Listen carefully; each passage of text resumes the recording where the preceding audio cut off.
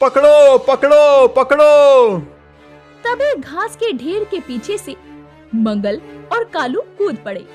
उन्होंने बब्बन को दोनों तरफ से पकड़ लिया। अरे तू? बब्बन तू? सिद्धपुर नामक गांव, जहां मिट्टी की खुशबू, बैलों की घंटियां और लोगों की सादगी हर सुबह को खास बना देती थी। यहीं गांव के एक छोर में दो भाई रहते थे, मोहन और बब्बन, जिसमें छोटा भाई मोहन मेहनती किसान और सबका चहेता था। वहीं बड़ा भाई बब्बन अंदर ही अंदर ईर्ष्या करने वाला। उस सुबह गांव के लोग खेत के किनारे जमा थे और उनकी बातें सिर्फ एक नाम पर टिक रही थी। अरे भाई, मोहन का तो कमाल है। इस बार की फसल देखी है? गेहूं के पौधे तो जैसे सोने के हों। हाँ, ये मोहन तो जैसे धरती का बेटा है। जितना खेत में पसीना बहाता है, उतना ही लोगों के लिए दिल खोल कर रखता है। अरे सुनो सुनो, अगली बार मोहन को सरपंच बना देते हैं। सरपंच रामलाल जी को आराम मिल जाएगा।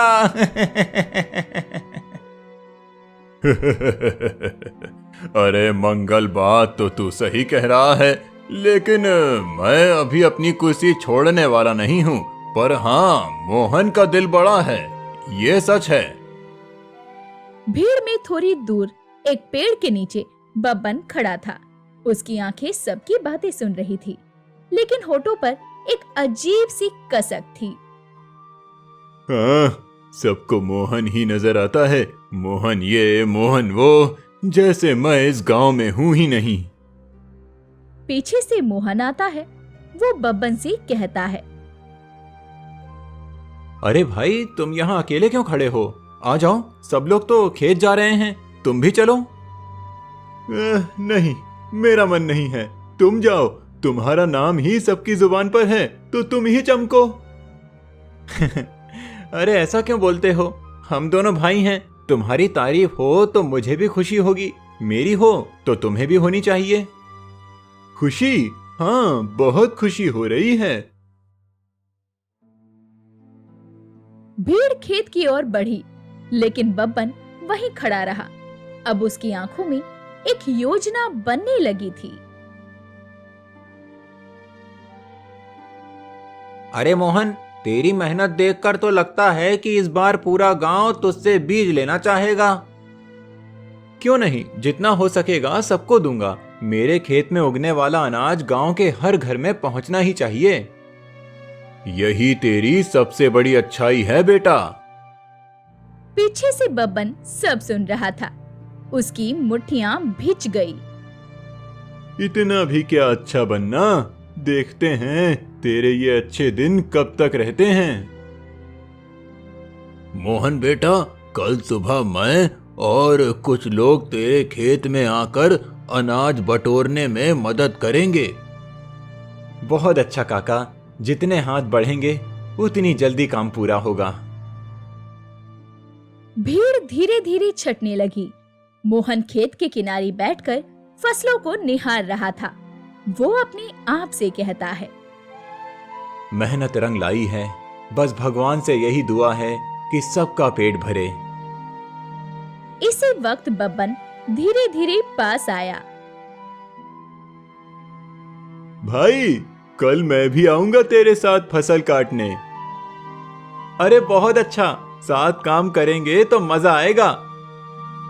हाँ, मजा तो आएगा, बस तुझे पता नहीं चलेगा कि तेरी फसल के साथ क्या होने वाला है। शाम ढलने लगी। गांव के घरों से चूल्हों की खुशबू फैलने लगी, लेकिन मोहन और बब्बन के घर एक ही छत के नीचे दो अलग अलग सोचें पल रही थी। भाई, कल का दिन खास होगा। सब गांव वाले मिलकर काम करेंगे।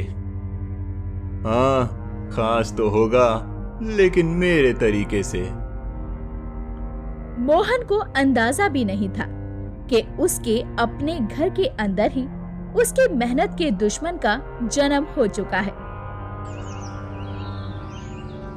दूसरे दिन सुबह मोहन अपने घर से निकलकर खेत की ओर जा रहा था। हाथ में दराती, कंधे पर एक पुराना कपड़ा और चेहरे पर ताजगी। उसके पीछे पीछे बब्बन भी चल रहा था। चेहरे पर हल्की मुस्कान, लेकिन आंखों में कुछ और ही चमक। भाई देखना, आज खेत में कितना काम हो जाएगा। कल जितने लोग मदद करने आए थे, आज उससे भी ज्यादा आएंगे। हाँ, लोग तो तुझसे प्यार करते हैं। तेरी मदद के लिए तो सब दौड़ पड़ते हैं।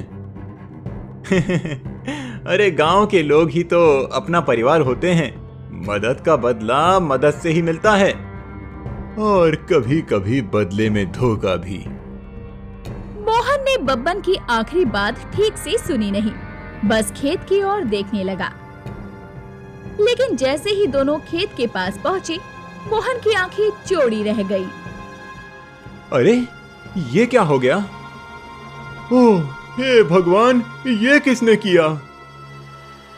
मोहन के आधे खेत में पौधे झुके हुए, टूटे फूटे पड़े थे, जैसे किसी ने रात में आकर उन पर पैर रख दिए हों या किसी जानवर ने रौंद डाला हो। हवा में हल्की सी बदबू भी थी। शायद किसी ने खेत में गंदा पानी डाल दिया था। भाई कल तक तो सब ठीक था, आज ये सब बर्बाद कैसे हो गया? लगता है किसी ने जानबूझकर किया है। कौन करेगा ऐसा? गांव में तो सब अपने हैं। सब अपने नहीं होते मोहन, कुछ लोग सिर्फ दिखावे में अपने होते हैं। तभी दूर से सरपंच रामलाल, हरि राम काका और मंगल आते दिखे। उनके चेहरों पर बड़ी हैरानी थी। अरे मोहन बेटा, ये क्या हो गया? देखो ना सरपंच जी, किसी ने मेरी आधी फसल बर्बाद कर दी। ये तो बहुत बुरा हुआ। किसकी इतनी हिम्मत हुई? अरे ये काम तो कोई ईर्ष्यालु आत्मा का है। किसी को तेरी खुशी देखी नहीं गई। मुझे तो लगता है ये काम कालू का हो सकता है। कालू? वो तो गांव के बाहर रहता है और वो मुझसे बीज भी लेने आया था। मैंने उसे मना भी नहीं किया था। हाँ, लेकिन याद है कि पिछले हफ्ते तूने उसके भाई से उधार चुकाने के लिए ज्यादा मेहनत मांगी थी। हो सकता है बदले में उसने। मोहन चुप होकर सोच में पड़ गया।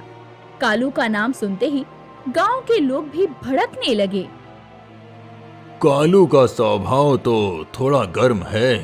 हो सकता है ये उसी की करतूत हो। मोहन कुछ कहना चाहता था, लेकिन बब्बन ने उसके कंधे पर हाथ रखकर धीरे से कहा, भाई चिंता मत कर, मैं तेरे साथ हूँ। हम पता लगाएंगे कि ये किसने किया है। हाँ, लेकिन यकीन मानो, अगर कालू ने किया है तो मैं उससे लड़ाई नहीं करूंगा। बस चाहता हूँ कि वो माफी मांगे और आगे से ऐसा ना करे। हाँ, माफी तो मांगनी ही पड़ेगी।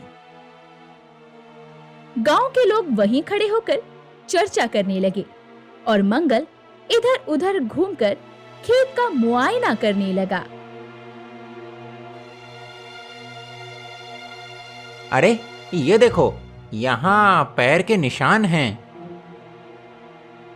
हाँ, लेकिन ये किसके होंगे?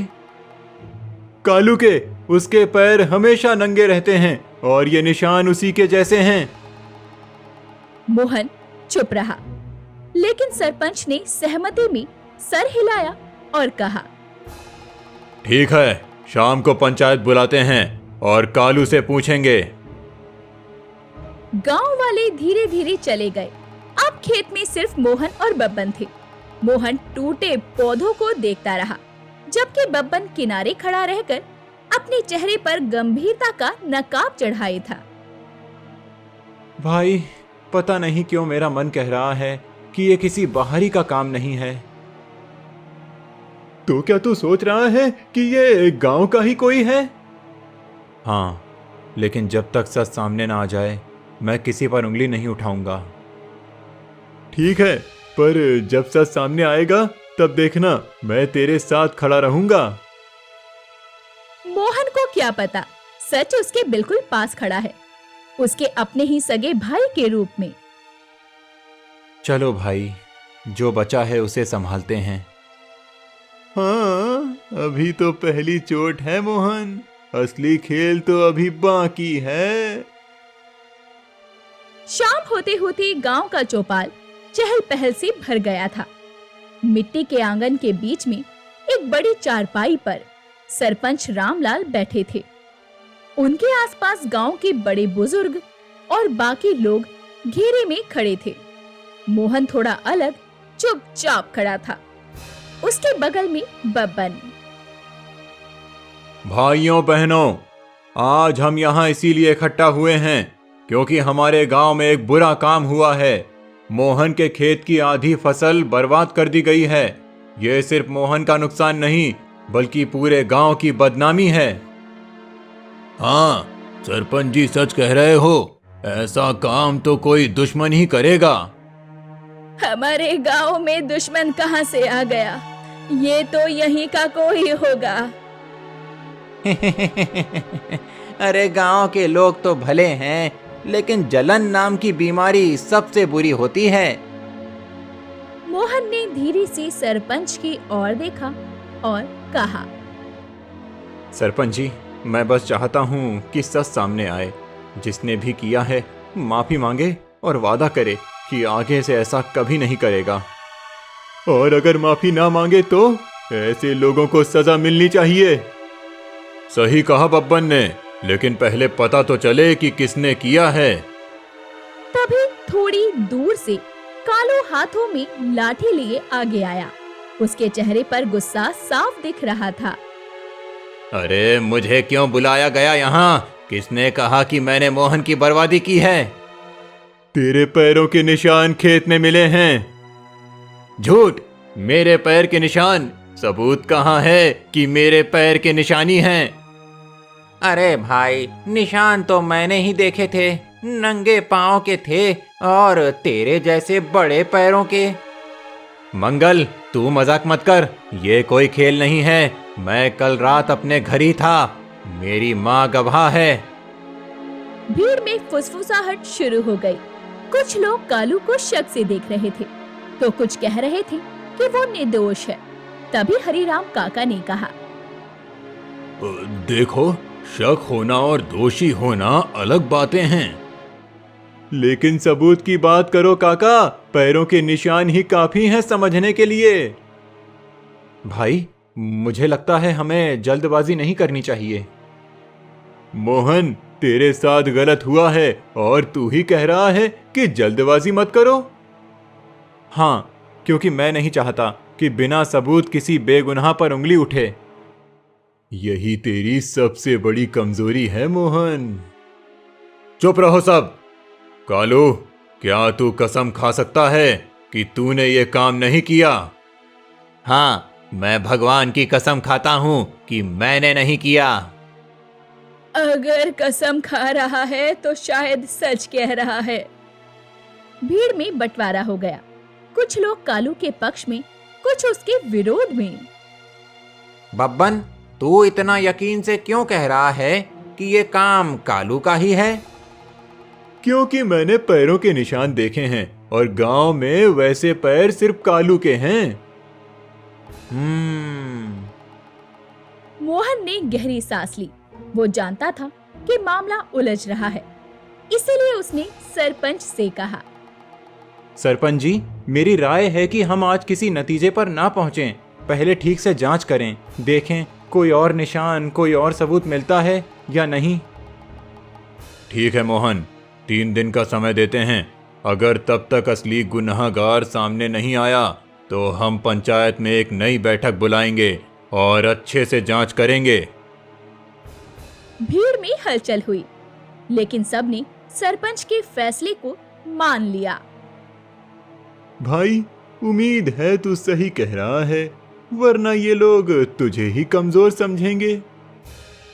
सही और गलत से बड़ा इंसाफ है भाई। पंचायत खत्म हुई।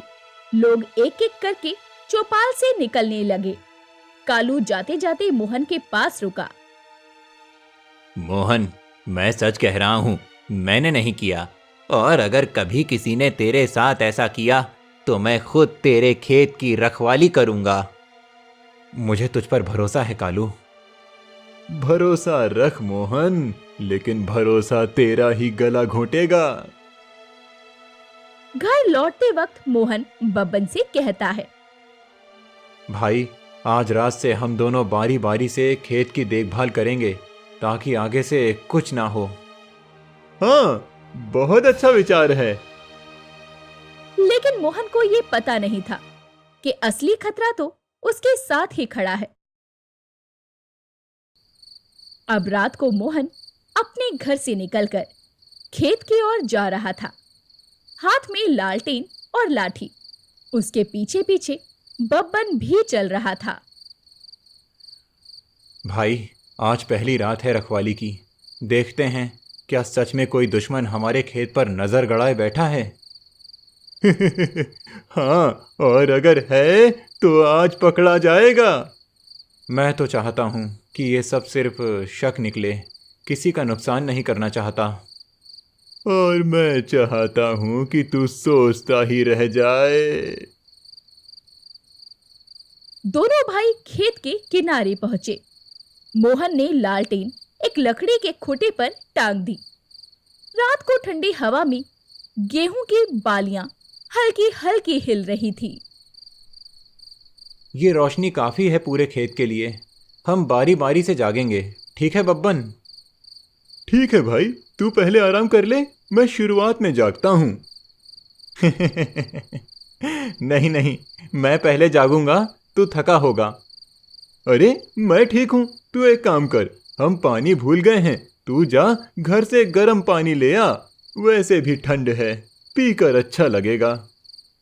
ठीक है, लेकिन तुम इधर अच्छे से पहरा देना। इतना कहकर मोहन घर की ओर चल पड़ा। बब्बन अब अकेला खेत में था। उसकी आंखों में वही ईर्ष्या, वही जलन साफ दिख रही थी। वो अपने आप से धीरे से कहता है, मोहन, तुझे समझ में आना चाहिए कि गांव में तेरी इतनी इज्जत बर्दाश्त करना मेरे लिए कितना मुश्किल है। आज एक बार फिर तेरी मेहनत का एक हिस्सा खत्म हो जाएगा। बब्बन ने इधर उधर आसपास देखा कि कहीं कोई देख तो नहीं रहा। फिर वो खेत की दूसरी ओर गया, जहां पानी की नाली खेत में आती थी। उसने नाली में जहरीली दवा मिला दी और फिर वो गेहूं के कुछ कतरों पर पैर रखकर चलते हुए पौधों को कुचलता गया। बस इतना काफी है कि कल सुबह तू फिर से परेशान हो जाए मेरे भाई, और गांव वालों की शक की सुई किसी और पर अटक जाए। इतना करके वो जल्दी से वापस लालटेन के पास आ गया और ऐसे बैठ गया जैसे कुछ हुआ ही ना हो। थोड़ी देर बाद मोहन आता है और कहता है, लो भाई, पानी ले आया। अच्छा, मुझे दे दे, ठंड बहुत लग रही है। कुछ हलचल हुई क्या? नहीं भाई, सब शांत है। दोनों ने बारी बारी से खेत की रखवाली की। रात शांत रही, लेकिन सुबह जब सूरज उगा और रोशनी फैली, मोहन की नजर गेहूं के कुछ हिस्सों पर पड़ी तो वो चौंक गया। अरे मोहन, ये देखो, फिर से खेत के पौधे मर गए हैं और ये बदबू। क्या? ये तो रात में हुआ होगा। हमने रखवाली की, फिर भी कैसे? तभी खेत के किनारे से मंगल हाफता हुआ आता है। मोहन, मैं अभी उधर वाली पगडंडी से आ रहा था। मैंने देखा कि आधी रात के बाद कोई आदमी भागता हुआ जा रहा था। कौन था? अंधेरा था, चेहरा साफ नहीं दिखा, लेकिन लगता था कि वो कालू का दोस्त बबलू था। हाँ, वही होगा, कालू नहीं तो उसका दोस्त। दोनों एक ही थाली के चट्टे बट्टे हैं। लेकिन बबलू का मुझसे क्या लेना देना? भाई, अगर कालू पर शक गया है तो बबलू उसकी मदद क्यों नहीं करेगा? इतने में हरिराम काका और सरपंच भी वहां आ गए। अरे, फिर से बर्बादी, ये तो हद हो गई। अब तो साफ है कि कोई जानबूझकर मोहन का नुकसान कर रहा है। मैंने देखा है सरपंच जी, कोई भाग रहा था और वो बबलू जैसा लग रहा था। ठीक है, आज ही बबलू को बुलाया जाएगा पंचायत में। सरपंच जी, मैं फिर भी कहूंगा कि पहले पूरी बात जान लें। मोहन, तेरे खेत का आधा हिस्सा बर्बाद हो चुका है और तू अब भी नरमी बरत रहा है। हाँ, क्योंकि सच और जल्दबाजी साथ नहीं चलते बब्बन। अब धीरे धीरे गांव के लोग वही खेत पर इकट्ठा हो गए और बबलू को वहां बुलाया गया। वो घबराया हुआ था। उसने कांपते हुए सरपंच से कहा, सरपंच जी, मैं कसम खाता हूँ, मैं वहां नहीं था। रात को मैं अपने घर था। मेरी माँ गवाह है। हाँ हाँ, सबकी माँ यहाँ गवाह हैं। अरे बब्बन, बिना सबूत ऐसे नहीं बोलते। मोहन ने बबलू की आंखों में देखा। उनमें डर था, लेकिन झूठ की चमक नहीं थी। सरपंच जी, मुझे नहीं लगता कि बबलू ने किया है। मंगल ने बस शक किया था, पक्का नहीं देखा। हाँ, पक्का नहीं कह सकते। तो क्या ये बिना सजा के बच जाएगा? हाँ, जब तक सबूत नहीं तब तक कुछ नहीं हो सकता। भीड़ धीरे धीरे छट गई। मोहन और बब्बन वहीं खेत पर खड़े रहे। भाई, अब मैं और सावधानी बरतूंगा। आज रात से हम दोनों खेत में अलग अलग कोनों में रहेंगे ताकि पूरे खेत में नजर रहे। बब्बन मन ही मन बोलता है। हाँ हाँ, चाहे जितनी सावधानी बरतना है बरत, मेरी अगली चाल के आगे तू कुछ नहीं कर पाएगा। मोहन की उम्मीदें अभी भी बची थी, लेकिन बब्बन का मन और भी दृढ़ हो गया था कि वो अपने भाई को बार बार गिराएगा और ऐसे के कोई उस पर शक भी ना कर सके। उस रात फिर मोहन और बब्बन खेत पर पहुंचे। मोहन ने खेत की ओर देखकर कहा, भाई, आज हम दोनों अलग अलग कोनों में रहेंगे। मैं इस तरफ रहूंगा और तू दूसरी तरफ। हाँ ठीक है, लेकिन तू ज्यादा थक मत जाना। चिंता मत कर, मेरे लिए तो खेत में रहना घर में सोने से बेहतर है। बब्बन मन ही मन बोलता है। और मेरे लिए खेत में रहना तेरी बर्बादी का नया मौका। दोनों अपनी अपनी जगह बैठ गए। मोहन ने लालटेन अपने पास रखी, लाठी हाथ में ली और चुपचाप दूसरी ओर कोने में जाकर बैठ गया। करीब आधी रात हो चुकी थी। खेत में सन्नाटा था।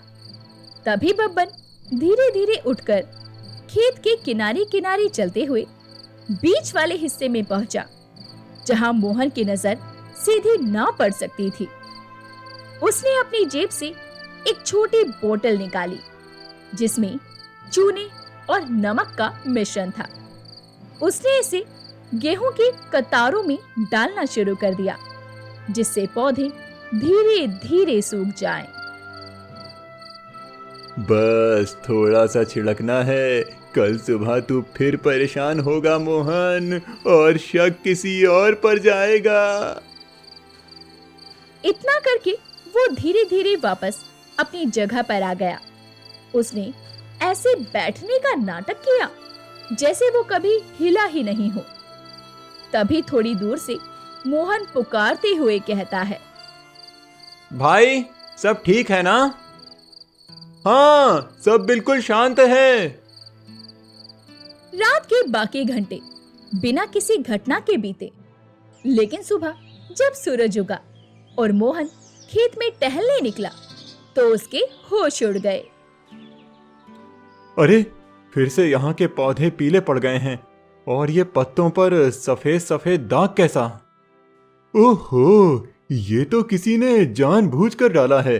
लगता है किसी ने जहर छिड़का है। इसी वक्त मंगल वहां हाथ में एक पुराना कपड़ा पकड़े हुए आ पहुंचा।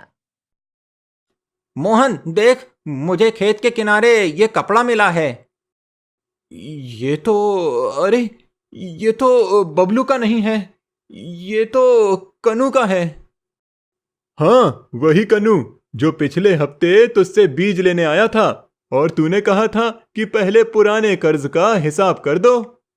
लेकिन कन्नू ऐसा क्यों करेगा? बदला लेने के लिए, और क्या। थोड़ी देर में सरपंच और हरिराम काका भी आ गए। सरपंच रामलाल ने खेत देखते हुए कहा, ये तो हद हो गई, अब तीसरी बार। और हर बार शक किसी नए पर जाता है। पहले कालू, फिर बबलू, अब कन्नू।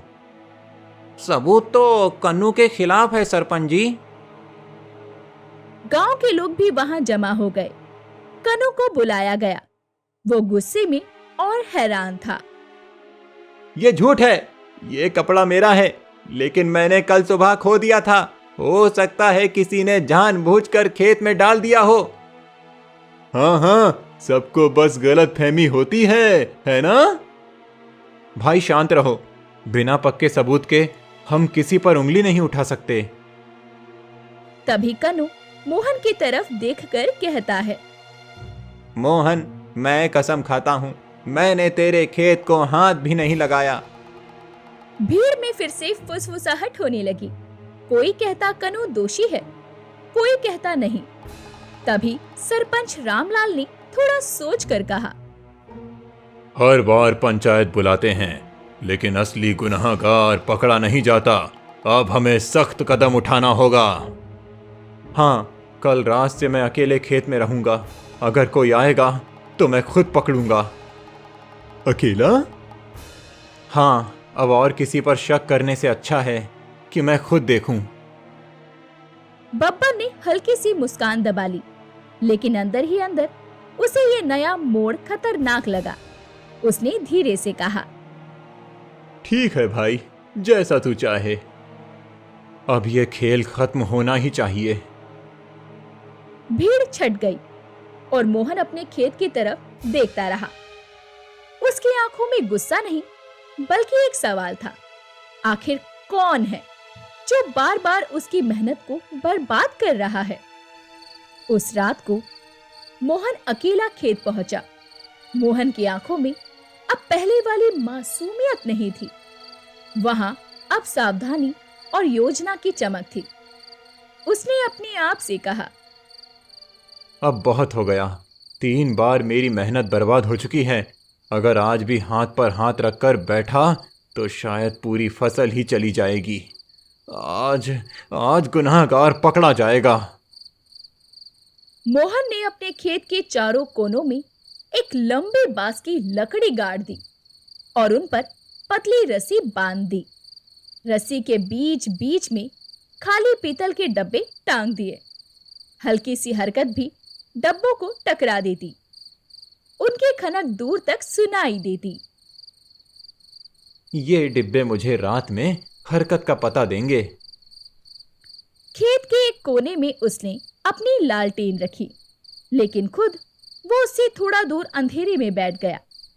उसके पास लाठी थी और आंखें खेत के हर हिस्से में घूम रही थी।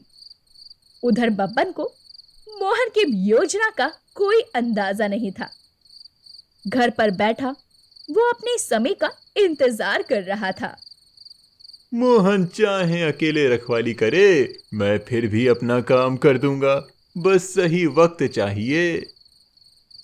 करीब आधी रात के बाद बब्बन धीरे धीरे घर से निकला। पगडंडी से होता हुआ वो खेत के पीछे वाले हिस्से में पहुंचा, जहां उसे लगा कि मोहन की नजर नहीं होगी। अब बस थोड़ी देर में पौधे चट कर दूंगा और फिर सब सोचेंगे कि ये किसी बहारी का काम है।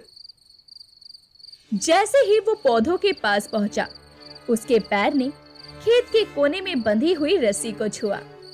तभी हल्की सी खनखनाहट हुई।